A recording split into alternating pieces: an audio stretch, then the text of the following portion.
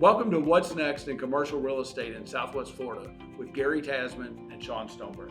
Every month we will share what's trending and what's next. And today we're talking about the retail market. And why now is the time to sell.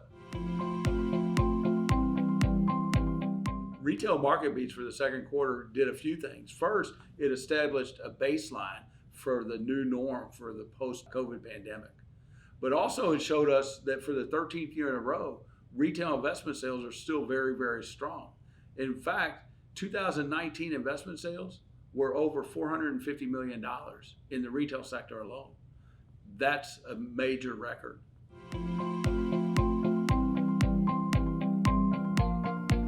Well, COVID has slowed sales, but inventory is extremely low and there's still a very high demand and buyers are willing to pay a very low cap rate.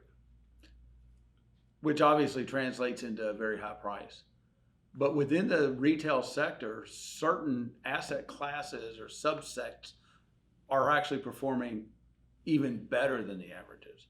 So, for example, we're seeing the grocery anchored centers and freestanding triple net deals like drugstores and Starbucks and other consumer goods that normally would have sold anyway, but bringing much higher prices. And the reason for that is while the interest rates are as low as they've ever been, investors are chasing yield. So when you look at the return that you can get 5-6% on a stabilized investment in a really great piece of real estate compared to what you could get in other parts of the market, other equity markets, it's still a great value.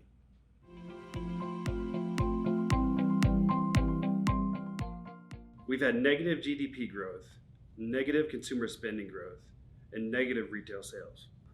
But we've had record population growth, and we've had record housing sales, with many of those buyers buying the houses sight unseen. And while yes, we do have a 14.5% unemployment rate, that basically is negated by the government bailout money. So it's really interesting. If we look at retail activity in the market, it's bifurcated into two categories.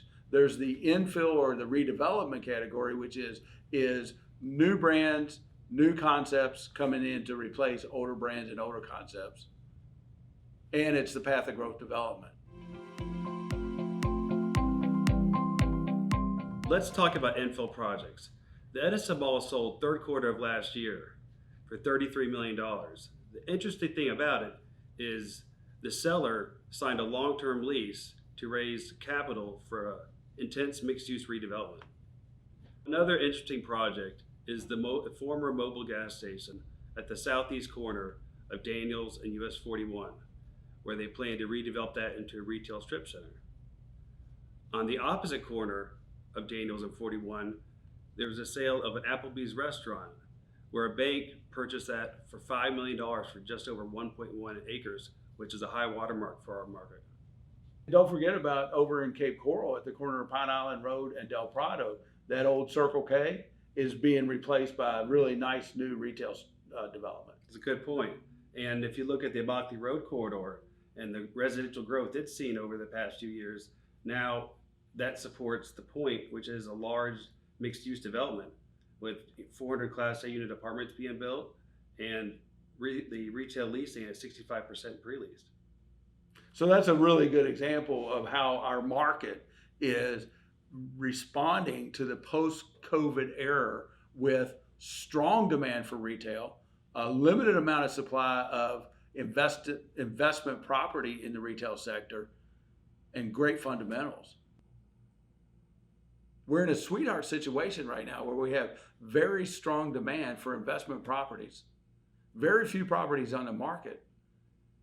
Wouldn't you think now's a good time to sell, Shawn?